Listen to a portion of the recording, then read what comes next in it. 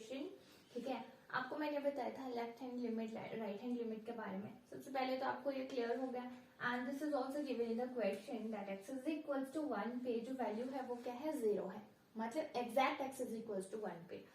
तो हम ऐसे लिख सकते हैं कि f of 1 is equal to 0 है, ठीक है। या फिर आप इसको ऐसे भी लिख सकते हैं कि limit x approaches to 1 f of x is equal to 0। Clear. अब हम निकालेंगे left hand limit and right hand limit, ठीक है। तो लेफ्ट हैंड लिमिट लिखने की आपके कौन से फंक्शन पे, इस पे। क्यों? Because of this, because of x is less then 1 only, ठीक है। क्योंकि आपको पास गिवन देकर रखा है कि x कहाँ पे लेस देन 1 है, इस वाले फंक्शन में, ठीक है। ठीक है, अब यहाँ पे आप जनरली जब हम लेफ्ट हैंड लिमिट सॉल्व करते हैं तो हम ऐसे लिखते हैं कि limit x approaches to 1 negative, okay, f x, what is the value of the function, it is x plus 2 and value use करेंगे तो दिस इज 3, ओके। ये क्या आ जाएगा 3। ये जो नेगेटिव साइन है, ठीक है, ये जो आपका जो नेगेटिव साइन है, इस नेगेटिव साइन का ये मतलब नहीं आप -1 यूज करोगे, वैल्यू आपकी 1 ही यूज होगी।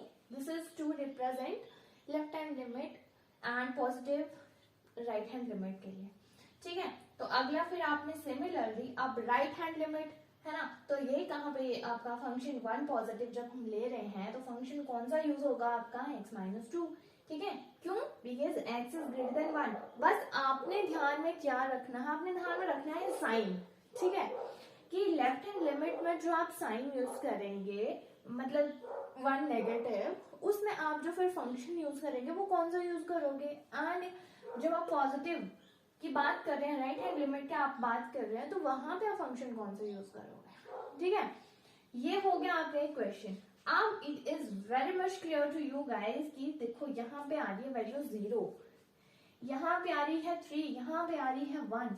आपको कंडीशन मैंने क्या बता के रखी थी कि लिमिट जो भी आपके पास x अप्रोचेस टू उस टाइम, इस टाइम जैसे ये है, तो इसको हम लिख सकते हैं कि limit x approaches to 1 negative f x is equals to limit x approaches to 1 positive f x is equals to limit x approaches to 1 f x, ठीक है।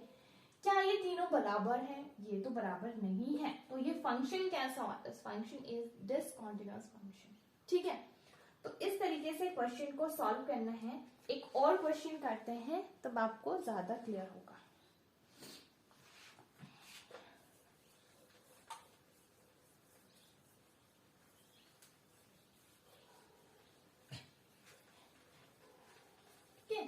तो 3 कंडीशंस थी प्रूव करने के लिए, ठीक है।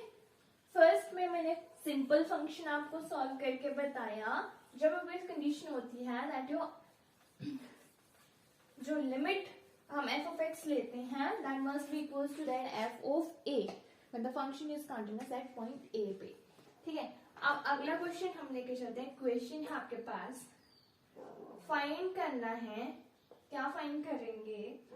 देखो, दो limit x approaches to 0 f x भी निकालेंगे and limit x approaches to 1 f x ये भी निकालना है।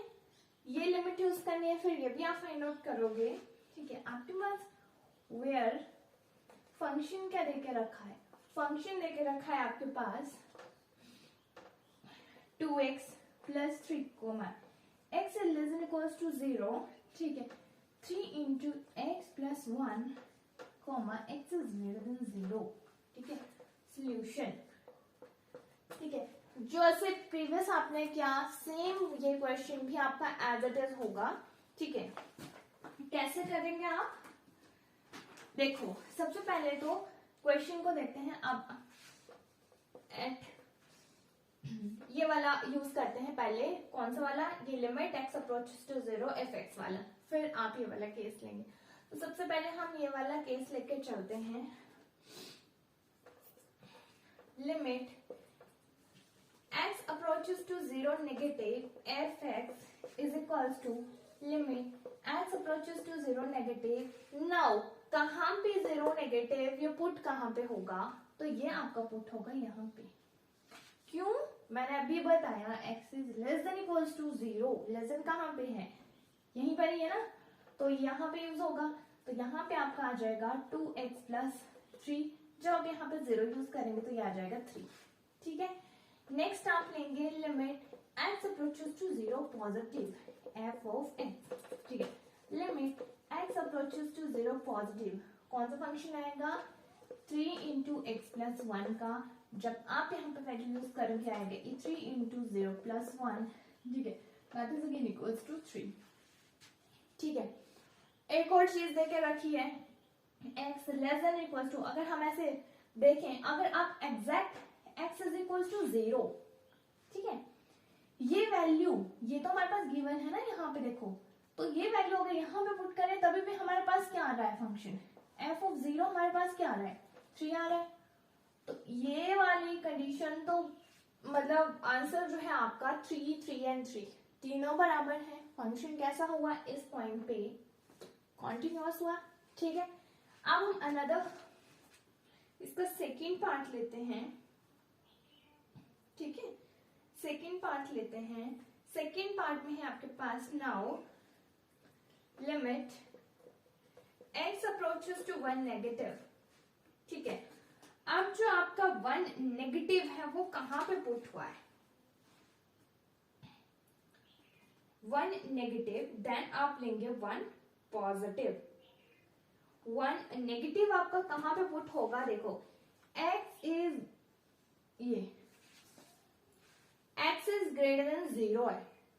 1, अब 1 नेगेटिव है मीन्स 1 से हम छोटी किसी वैल्यू की बात कर रहे हैं, बट आप यहाँ पे ऐसे अगर इस चीज को ध्यान में रखोगे तो वैल्यू मतलब कहाँ पे पुट होगी? x is less than equals to 0 में तो पुट नहीं होगा, तो कहाँ बताइए बच्चा?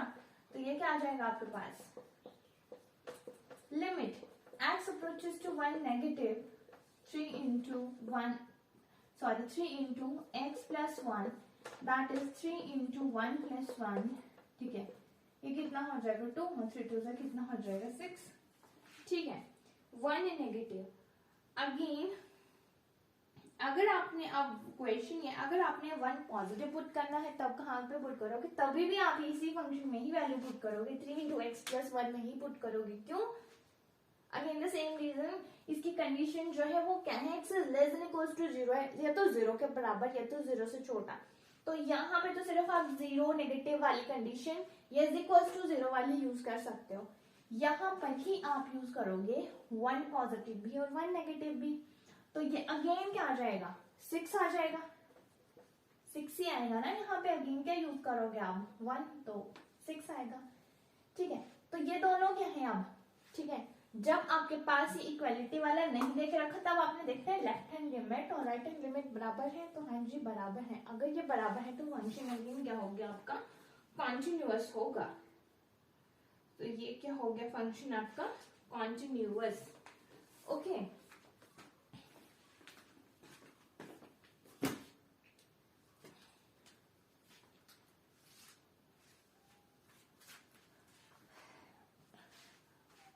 अब हम कुछ ग्राफिकल रिप्रेजेंटेशन के बारे में, मैंने आपको बताया था कि ग्राफिकली जो एक कॉन्टिन्यूअस फंक्शन होता है उसका ग्राफ भी कैसे होता है? कॉन्टिन्यूअस होता है, मतलब उसमें कोई ब्रेक नहीं होता है। ठीक है, तो क्वेश्चन को अगर ये तो कॉन्टिन्यूटी प्रूव करने के लिए था, left hand limit, right hand limit, है ना। फिर हमने किया कि अगर हमारे पास सिंपल फंक्शन देके रखा होगा then f of x is equals to that f of c या f of a, जो जहां पर भी वो कंटिन्यूअस होगा, वो कंडीशन जब सिंपल फंक्शन भी है, लेस देन ग्रेटर देन होंगे, left hand limit right hand limit निकलेगी। ठीक है, अब आपके पास क्या बच रहा है? ग्राफ।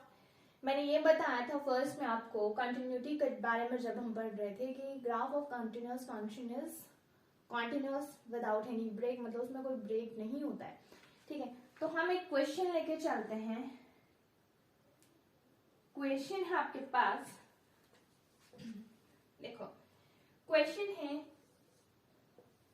मतलब आपके पास एक फंक्शन देके रखा है x is equal to 3 if x is less than equal to 0 and 4 if x is greater than 0। ठीक है, साइन का भी ध्यान रखना है, लेस देन ग्रेटर देन का भी, और देखना कैसे ड्रॉ होगा ये। एंड ये आपको पता है ना f of x is equals to y, ठीक है। अब आप ये देखो कि क्या देके रखा है, 3 if x is less than equals to 0 and 4 if x is greater than 0, ठीक है। x is less than equals to 0 कि x जो है आपका 0 से छोटा या 0 के बराबर है, तो वैल्यू कितनी आएगी फंक्शन की, 3 आएगी। तो छोटा तो मतलब आप देखो ये 1 है, ये 2 है, ये 3 है, ये 4 है, ठीक है। तो आप जो 3 वाला है किस तरीके से प्लॉट कर सकते हैं, इस तरीके से,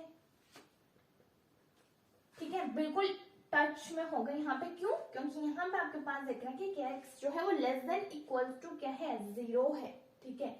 कब कि x की वैल्यू क्या होगी आपकी value, x is less than equal to 0 if 3, function की वैल्यू कितनी होगी 3, तो फंक्शन क्या होता है y में आपने लगा दिया ये, और लेस देन इक्वल टू है तो आपने यहाँ।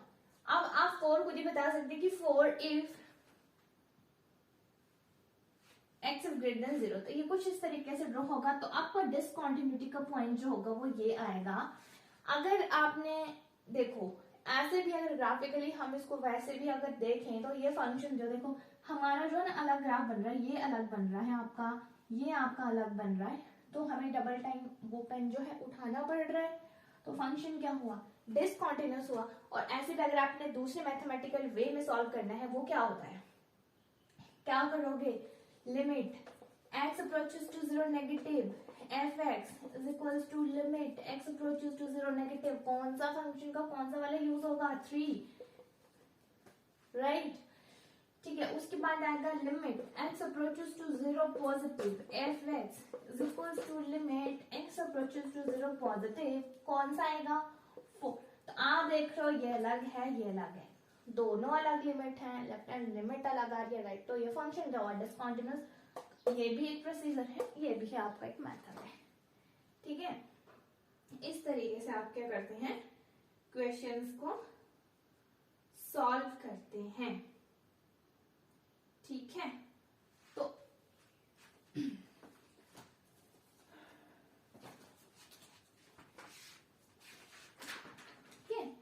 This is all about your limit and continuity. अब हम नेक्स्ट उसमें जो पढ़ेंगे वो होगी आपकी डिफरेंशिएबिलिटी, लिमिट एंड लिमिट का तो आपको कॉन्सेप्ट मैंने अच्छे से बता दिया कि हम फंक्शन में कैसे लिमिट यूज करते हैं।